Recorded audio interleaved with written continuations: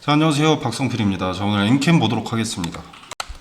자, 최근 분기 보고서 공시가 있었고 적자 전환, 특히 파생상품 부채 5천억 이슈로 시간에 급락했었던 해프닝이 있었는데 보시면은 현 주가는 더 오르고 있습니다.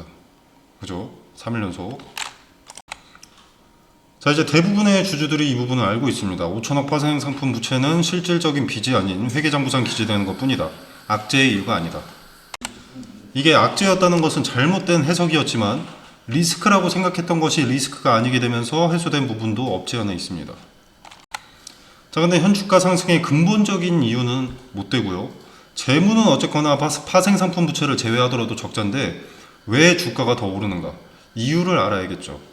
자, 그래서 오늘 엔캠이 왜 오르는지 그 이유를 자세히 뜯어보도록 하겠습니다.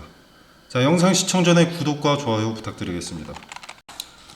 자, 최근 실적 추이입니다. 자, 작년 4분기 실적이고요.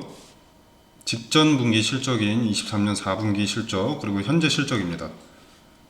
자, 이렇게 정리된 것을 보면 매출액은 직전 분기 대비 실적에서는 증가했고 영업이익도 증가했습니다. 근데 전년 동기 대비 실적을 보면은 매출액과 영업이익이 크게 감소했습니다. 자, 근데 주가는 왜 오르고 있느냐? 그건 국가별 판매 비율과 그것에 입각한 매출 가이던스를 보면 알 수 있습니다. 자, 국가별 판매 비율은 전 분기에 비해서 미국향 수주가 크게 늘었습니다. 중국은 다소 감소했지만 지금 전기차 시장에서 중요한 건 당연히 미국이죠.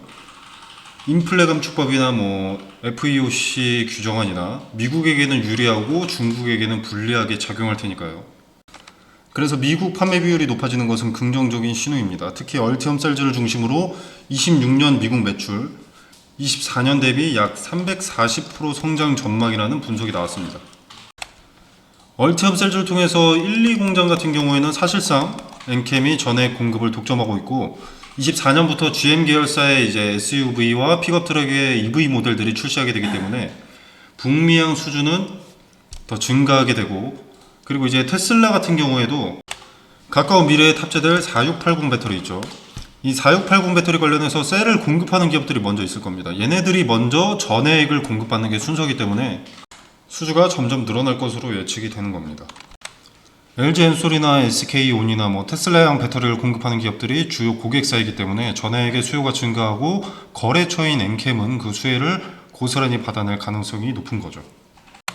자, 누구나 확인할 수 있는 객관적인 지표로 설명이 됐기 때문에 허황된 꿈 같은 게 아닌 엔캠의 캐파 증설에 따라서 실현되고 있는 점유율, 판매 실적을 나타낸 것이기에 이 지표들을 봤을 때 작년 동기 대비 영업이익이 감소한 그런 내용보다는 인플레 감축법 수혜와 근접한 북미향 판매량 증가 등 긍정적인 측면이 더 돋보인다고 할 수 있겠습니다. 자, 좀 더 세부적으로 뜯어서 매출 가이던스를 보면 이렇습니다. 자, 24년 미국 4,900억, 중국 3,400억, 유럽 1,000억. 자, 지금 1분기가 지났고 462억인데, 자, 하반기 갈수록 이건 개선되기 때문에 대략 2분기에 플러스 1,000억, 3분기에 플러스 1,500억, 4분기에 플러스 2,000억 정도로 예측하는 듯 합니다. 자, 그리고 이제 25년 매출 전망치는 미국 1.3조, 중국 8,500억, 유럽 3,300억. 그 다음에인 26년에는 미국 2조, 중국 2조, 유럽 8,000억. 자, 그래서 결론적으로 보면 미국 매출이 24년 4,900억에서 2조까지 성장한다라고 보는 것이고, 중국도 24년 8,500억에서 2조까지 무시하지 못할 어마어마한 성장을 예측한다는 것입니다. 자, 기업 가이던스는 전혀 근거 없이 예측하지 않습니다. 회사 전반의 고객사들의 수요, 업황 등을 고려해서 가이던스를 제시하죠. 그리고 장기 투자하시는 분들 같은 경우에는 FEOC와 인플레이션 감축법도 좀 지켜보셔야 됩니다. 북미향 캐파 증설이 주 전략이기 때문에 이 미국 같은 경우 특히 FEOC에 위반되지 않는 엔캠의 준비가 필요합니다. 자, 참고로 FEOC는 해외 우려 기간을 말하는 거고요. 현재 상황은 26년 말까지 음극재의 핵심 광물인 흑연을 중국 등의 해외 우려 기관에서 조달을 하더라도 전기차 보조금을 받을 수 있는 최종 지침이 발표돼서 2년간은 문제가 없긴 합니다. 자, 엔캠이 음극재를 다루지는 않지만 배터리 업계 자체가 중국산 흑연에 의존을 하고 있기 때문에 배터리 업계의 호황은 이 FEOC의 지침과 인플레이션 감축법 법안이 상당히 중요한 거죠. 물론 FEOC 최종 지침이 내려왔기 때문에 장기 투자하실 분이 아니라면 크게 신경 쓸 부분은 아닙니다. 자, 우려사항인 FEOC가 2년간 해소되었다는 것을 말씀드리는 거고요. 자, 시장이 엔캠에 대해서 늘 의심을 해왔던 게 말로만 하는 거 아닌가, 금양과 비슷한 것 아닌가, 이런 시선이 늘 있어 왔는데, 이번 1분기 실적에서 말로만 하는 게 아니라 북미양 캐파가 직접 늘고 있다는 것을 보여줬다는 것이 핵심입니다. 2차전지 소재 업체는 한번 진입하기까지 2, 3년 정도가 소요되기 때문에 굉장히 어려운 편인데, 한번 진입하고 나면 큰 문제가 발생하지 않는 이상 거래가 끊기지 않고 주기적으로 납품을 할 수 있기 때문에 적극적으로 캐파를 늘려나갈 수 있게 되는 거고, 캐파 증설로 뭐 자금을 차입한다던가 뭐 적자가 발생한다던가 하더라도 매력적인 기업이다 라고 할 수가 있는 거죠. 자, 그리고 미국 시장은 북미 진출한 전액 업체도 제한적인 만큼 경쟁이 세지 않아서 준비가 된 만큼 크게 가져갈 수 있는 시장입니다. 자, 그리고 현 2차전지 업황은 중국이 차지하던 압도적인 비중이 미국으로 넘어가는, 그것도 더 큰 규모로 넘어가는 시점에 있기 때문에 북미양 기반을 닦아놓은 기업이 이익도 클 것이고 받는 밸류도 클 겁니다. 그래서 지금 분기보고서 이후 주가가 이렇게 크게 오르고 있는 것입니다. 그리고 엔캠은 1월부터 테슬라에 직납 중인데, 캐나다 온타리오주 그리고 이제 텍사스의 10만 톤 전액 공장이 내후년까지 완공될 예정이라고 합니다. 그리고 테슬라는 인도에 전기차 공장 건설 예정에 있습니다. 장소 물색 단계라고 하는데, 자, 엔캠이 작년에 인도 근무 가능 직원 채용 공고를 낸 바 있습니다. 자, 이 부분도 연관이 있다고 생각이 되고요.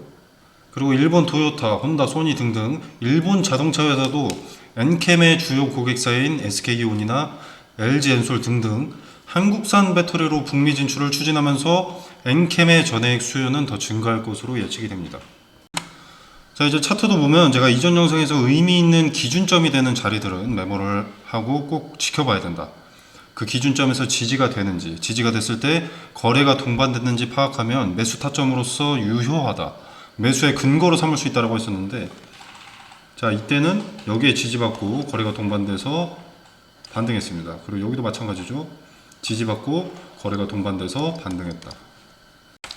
뭐 제가 맞췄다 이런 걸 자랑하고 싶은 게 아니라, 의미 있는 기준점은 수익에 큰 영향을 준다는 것을 강조하고 싶은 겁니다. 자, 기준점들은 지지의 근거, 매수의 근거로 삼을 수 있었지만 저항으로 뒀을 때는 매도 타점의 근거가 될 수 있습니다. 자, 금일 차트를 보면 이제 좀 윗꼬리가 길게 달렸죠. 약간 이런 형태인데, 엔캠의 주가 현 주소가 현재까지의 데이터상 고점 부근에 위치하긴 하죠. 자, 그렇기 때문에 매도세가 나오는 것은 당연한 것인데, 자, 매동을 한번 같이 보면 개인들은 팔고 있고 외인이 그걸 받고 있습니다. 외인이 물량을 흡수한 거죠. 윗골이 달린 게 개인들의 이 매도 때문에 빠졌으나 이것을 외인들이 흡수해서 결국 양봉으로 마감을 한 것입니다. 자, 그리고 이 윗꼬리만큼의 매물을 지금 소화를 해 놓은 것이기 때문에 상승의 제한이 다소 적어진 상태라고 볼 수 있겠고, 자, 그리고 지금 이 윗꼬리만큼의 이 매물을 소화해 놓은 것이기 때문에 상승의 제한이 다소 적어진 상태라고 볼 수 있습니다. 미리 저항벽을 없애 놓은 거죠.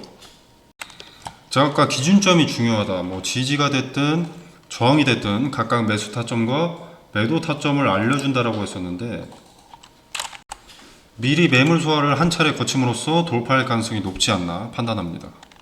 자, 내일 추가적으로 요 34만원대 구간에 이제 물량 테스트가 있지 않을까 판단이 되고요.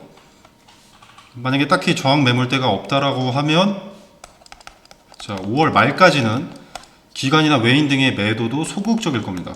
자, 왜냐? 5월 31일 MSCI 지수 편입이 있죠. 자, 5월 31일에 지수에 반영되고 이제 6월 3일부터 효력이 발생하는데, 자, 이때 패시브 자금의 유입이 있을 겁니다. 패시브 자금은 MSCI 지수를 추종하는 펀드나 ETF들은 의무적으로 일정 비율만큼 매수를 해야 되는 겁니다. 쉽게 말하면 MSCI 지수를 추종하는 펀드가 있다고 하면 새로 편입되는 종목에 한해서 얘네는 강제로 매수를 해야 되는 겁니다. 자, 수급 유입이 날짜까지 예정이 되어 있는데 외인과 기관이 굳이 대량 매도로 돌아설 이유가 없죠. 자, 물론 이 패시브 자금의 영향으로 주가가 상승한 이후에는 시세 차익을 노리고 외인과 기관의 대량 매도가 있을 것으로 예측이 됩니다. 그리고 그 시세 차익 직전까지 더 큰 수익을 위해서 지금 고점의 매물들을 소화하고 있다고 보고요. 자, 그래서 매도 타점과 그 기준점에 대한 근거가 상당히 중요한 겁니다. 여러분도 단기 고점의 외인과 기관보다 한 발 빨리 매도 타점에 대한 근거를 파악해서 시세 차익을 남기고 이후에 매도세로 약간의 기간 조정, 가격 조정이 이루어질 때 조금 더 낮은 가격의 재매수를 진행하게 된다면 수익은 수익대로 내 주머니에 챙겨가면서 물량도 간소하고 평단도 낮출 수 있는 기회가 된다고 봅니다. 카톡방에서 따로 자세한 매도 타점과 그 근거에 대해서 디테일을 설명드리도록 하겠습니다. 자, 그리고 뉴스 같은 경우에도 단순 전달이 아닌 뉴스가 엔캠의 주가에 어떤 영향을 줄 수 있는지 분석을 통해 접근하실 수 있도록 내용 공유하도록 하겠습니다. 기업의 가치가 높다지만 가만히 있으면 수익이 줄어듭니다. 외인의 최근 동향과 MSCI 지수 편입이라는 이벤트는 앞으로 단기간에 외인의 행보를 알 수 있는 좋은 힌트이기 때문에 이것을 이용하시길 바라겠습니다. 자, 카톡방 참여 방법은 영상 설명란에 보시면 더보기 버튼이 있습니다. 이 버튼을 누르시면 카톡방 링크가 기재가 되어 있고요. 자, 이 공간 안에서 제공되는 정보는 일체의 금전을 요구하지 않습니다. 자유롭게 참여하셔서 투자에 도움이 되기를 바라겠습니다.